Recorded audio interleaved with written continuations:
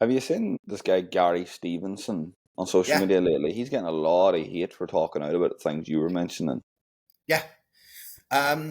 Okay, so it's very interesting the way they framed Gary Stevenson versus Priestley. I can't remember what his first name is. On Yes, the yes, Diary of the CEO, yeah, because they are both right, but they miss the entire point.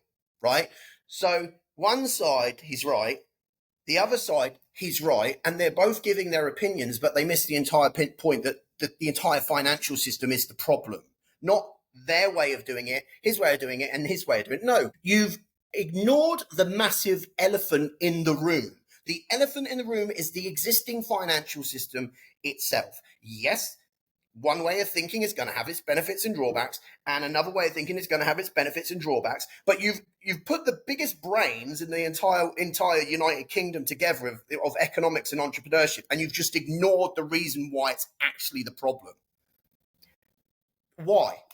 yeah, So okay, so you're going to have your opinion, you're going to have your opinion, but you're not just going to deny the fact the entire financial system is the problem. It suppresses the collective consciousness of humanity, and you could go from a more social type structure, and you could go from a more capitalist type structure. But either way, whatever way you look at it, you're ignoring the actual problem itself, which is we don't have a fair and equitable system. And even if you are having people that are adding value through the system, through entrepreneurship, great, but it still is not serving a purpose to a certain degree.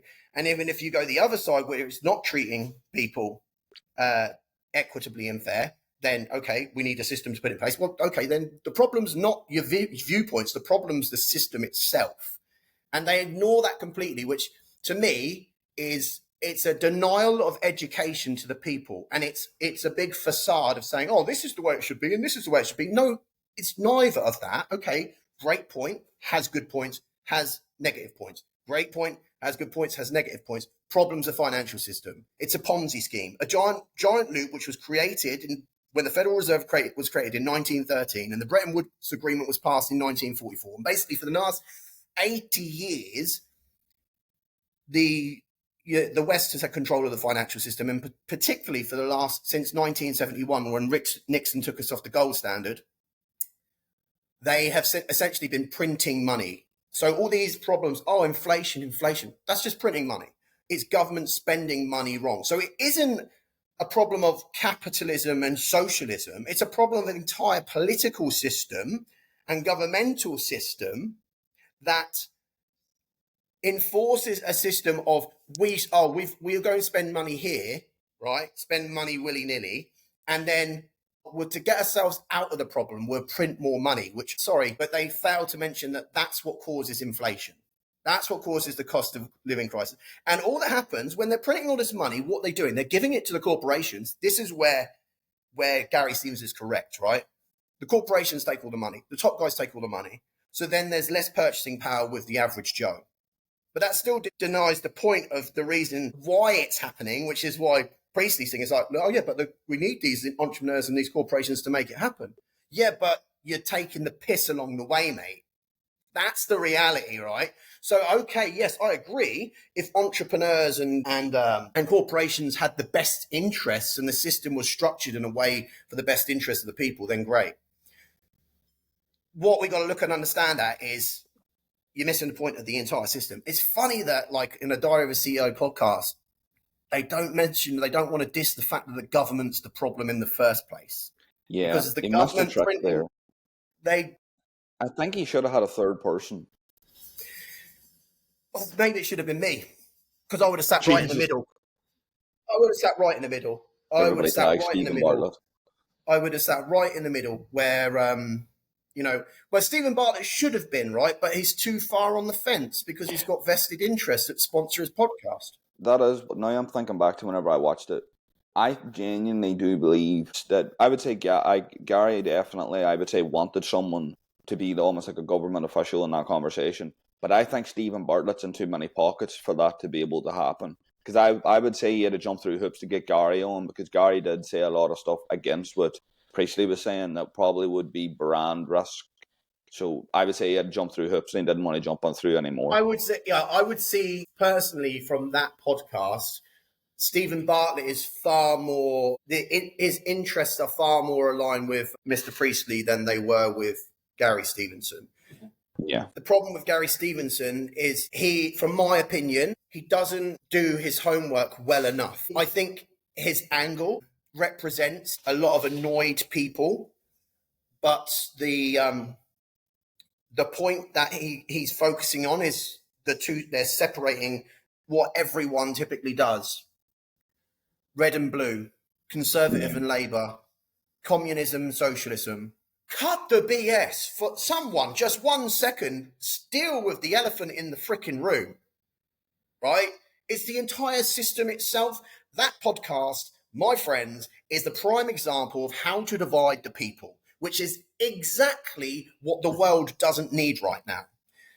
So quite simple, like what you're saying, the third person should be the neutrality of, okay, yes, Gary, you have some points which are valid, and yes, you have some points that are valid, but to go out the way they had it. And then even on LinkedIn afterwards, I follow the guys, how they literally still have to justify, like, oh, but this is the way it was.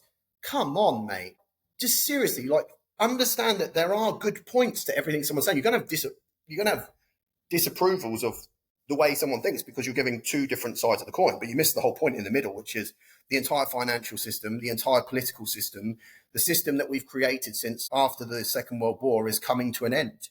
And it's coming to an end because of the stupidity and greed of the people that run the corporations and run the governments, because what they've done is they've drained the country into the ground through absolute greed and corruption. And that's not just in the United Kingdom, that's not just in Ireland, that's in every country in the world in some capacity. The US is at the forefront of that. And now you've got to ask yourself, okay, yeah, everyone's going about, oh, Trump is going after America first, and all these issues now, they're going in.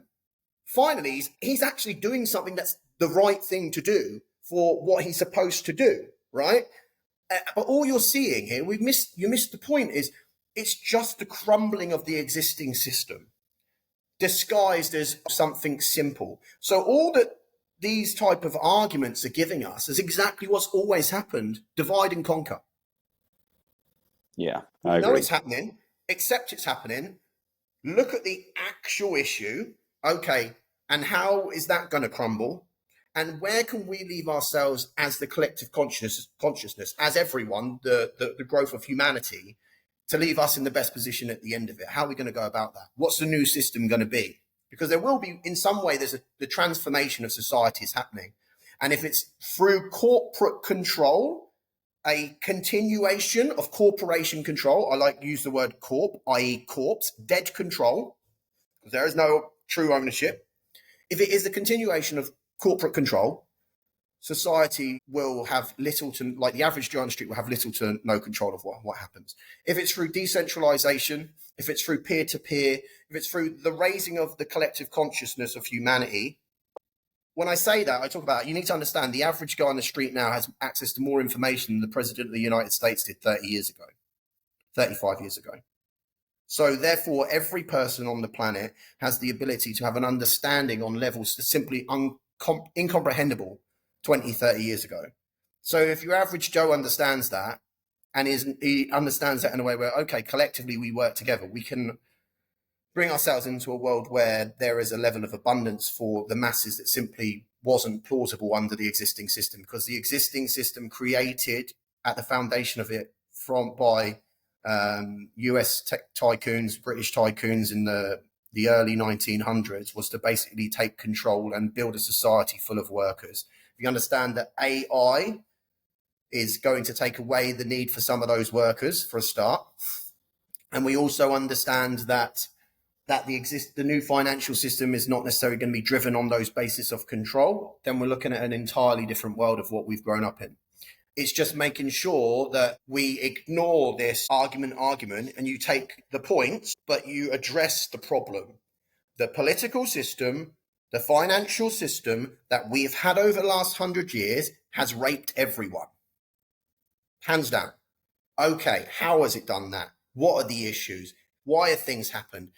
And the more and more we have these conversations and those platforms where we understand it more, the more likely there will be change. Perhaps there's an argument to say would have that conversation with Gary Stevenson and on the Diary of the CEO happened 5 years ago? Possibly not. So that arguably shows the raising and the collective consciousness is already getting to a level which is possibly not comprehensible 5 years ago. And what could that be like in the next 3, 5, 10 years? That's the way that I look at it. I mean, I think they're just missing the point. And if they actually put their heads together and understood, rather took away their own vested interests, it might be a different conversation.